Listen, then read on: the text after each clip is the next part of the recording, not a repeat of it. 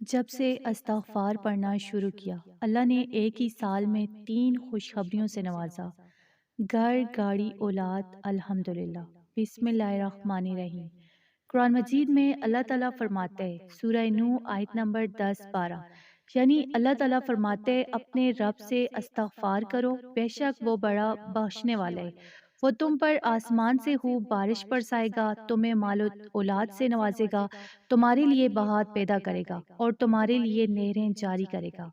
ناظرین، استغفار صرف گناہوں کی معافی کا ذریعہ نہیں بلکہ یہ رحمت، رزق، اولاد اور خوشحالی کے دروازے کھول دیتے ہیں۔ اللہ تعالیٰ کو استغفار کرنے والا بندہ بے حد محبوب ہے، کیونکہ وہ بندہ اپنے رب کے سامنے جھک کر اپنی کمزوری کا اقرار کرتا ہے۔ نبی پاک صلی اللہ علیہ وآلہ وسلم نے فرمایا، جو شخص کثرت سے استغفار کرتے ہیں، اللہ اس کے لیے ہر تنگی سے نکلنے کا راستہ بنا دیتا ہے، ہر غم سے نجات دیتے ہیں اور اسے ایسی جگہ سے رزق دیتے ہیں جہاں سے وہ گمان بھی نہیں کرتا۔ استغفار ایک ایسی کنجی ہے جو بندے کے لیے رحمت، رزق، سکون اور کامیابی کے دروازے کھول دیتی ہے۔ یہ وہ ذکر ہے جو بندے کے دل کو پاک کرتے، زندگی کو آسان بناتے اور تقدیر کو روشن کر دیتے۔ تو یاد رکھیں، استغفر اللہ کہنا صرف زبان کا عمل نہیں، یہ دل کی کیفیت ہے، یہ بندے کی سچائی ہے، عاجزی ہے اور اللہ سے تعلق کی علامت ہے۔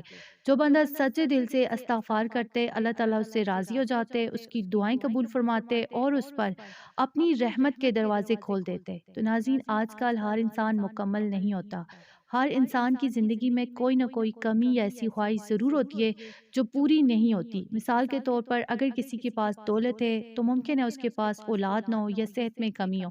اسی طرح اگر کسی کے پاس اولاد ہے تو اس کے پاس دولت نہیں ہوگی یا کوئی اور کمی ہوگی۔ کچھ لوگ خوش قسمت ہوتے ہیں جن پر اللہ تعالیٰ اپنی رحمتوں کی بارش فرماتا ہے، اور ایسے لوگ واقعی اللہ کے شکر گزار بنے، کیونکہ ایسا ہر کسی کے ساتھ نہیں ہوتا۔ اصل میں ایک مکمل انسان ایسا ہے جس کی زندگی میں ہر چیز اللہ کی رضا کے مطابق ہو اور جو دل سے اللہ کی طرف رجوع کرتا ہو۔ لیکن حقیقت میں دنیا میں ہر انسان ادھورا ہے، ہر انسان کو کسی نہ کسی چیز کی ضرورت رہتی ہے۔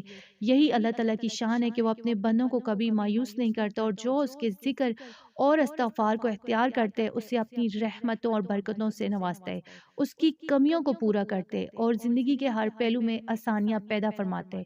تو اس لیے ناظرین، ہر انسان جو کچھ بھی رکھتا ہے اسے اللہ کی نعمتوں کا شکر ادا کرنا چاہیے، اور جو کمی ہے اس کے لیے استغفار اور اللہ کی رحمت سے مدد مانگنی چاہیے، کیونکہ اللہ تعالیٰ کے کرم کی کوئی حد نہیں اور وہ ہر دل کی ضرورت پورا کرنے والا ہے۔ تو ناظرین، میری وہ بہنیں جو بے اولاد ہیں وہ بھی اپنی اولاد کے لیے یہ عمل کر سکتی ہیں، جن کی شادی میں رکاوٹیں یا جو پسند کی شادی کرنا چاہتی ہیں وہ بھی اس تسبیح اور استغفار کو پڑھ سکتی ہیں۔ وہ بہنیں جن کے شوہر کام نہیں کرتے یا جو کاروبار میں نقصان ہو رہے یا جو مزدور ہیں، وہ بھی اس عمل کو اپنی حاجت کے لیے کر سکتے ہیں۔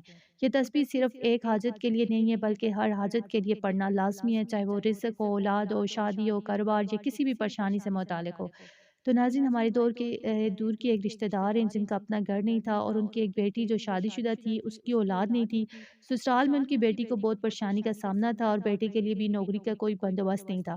پھر جب سے انہوں نے یہ تسبیح اور استغفار پڑھنا شروع کیا تو وہ کہتی ہیں کہ اسی سال کے اندر اللہ تعالیٰ نے بیٹی کی اولاد کی خوشخبری بھی سنائی، اور بیٹے کو اتنی اچھی جگہ پر نوکری ملی کہ اس نوکری کے ساتھ 2-3 مہینے کے اندر گاڑی بھی مل گئی۔ یہ سب کچھ استغفار کی برکت سے ہوا۔ یہ ایک معجزہ ہوتا ہے اور ہر کسی کے ساتھ نہیں ہوتا، صرف اس بندے کے ساتھ ہوتا ہے جو دل سے اس عمل کو کرتے ہیں اور اسے سمجھتا ہے۔ وہ کہتی ہیں کہ میں نے یہ تسبیح تہجد کے وقت میں یہ پڑھتی تھی، استغفر اللہ کی تسبیح۔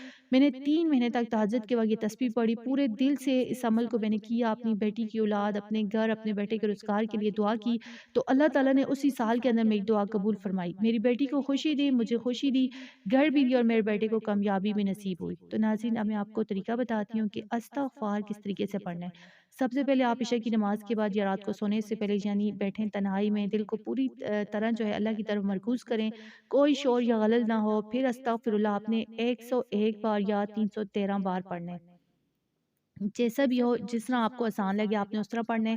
اس کے ساتھ آپ نے درود شریف جو ہے اول آخر جتنی بار آپ پڑھنا چاہیں، آپ نے جس طرح 3 بار پہلے پڑھنی ہے تو لاسٹ میں بھی 3 بار اس طرح پڑھنی ہے، تاکہ دعا میں برکت اور زیادہ ہو۔ اس دوران دل سے اللہ تعالیٰ سے اپنی حاجت کی فریاد کریں، چاہے وہ اولاد کے لیے ہو، شادی کے لیے ہو، رزق کے لیے ہو یا کسی بھی اور ضرورت کے لیے ہو۔ روزانہ یہ عمل کریں دل سے، پوری یقین کے ساتھ۔ اللہ تعالیٰ سے اس کی برکتیں اپنے بندے پر اللہ تعالیٰ اس عمل کی برکتیں جو ہے اپنے بندے پر نازل فرماتے ہیں، تو آپ نے اس عمل کو لازمی کرنا ہے۔ मेरी दुआ है कि अल्लाह ताला मेरी तमाम बहनों को, भाइयों को जो परेशान हैं, जिनकी औलाद नहीं है, जिनकी शादी नहीं हो रही, जिनके कारोबार या रिज़्क में रुकावटें या जिनकी ज़िंदगी में मुश्किलात हैं, उन सबको उन परेशानियों से निजात दे, सेहत और लंबी उम्र अता फ़रमाए और उनकी आज़ाद को पूरा करे। आमीन। तो अगर आपको ये वीडियो अच्छी लगी, इसे प्लीज़ लाइक ज़रूर करें, शेयर करें और चैनल को सब्सक्राइब करें ताकि आप तक हमारी नई वीडियोज़ पहुँच सकें और अल्लाह ताला आपको भी इसका अजर दे। जज़ाकल्लाह।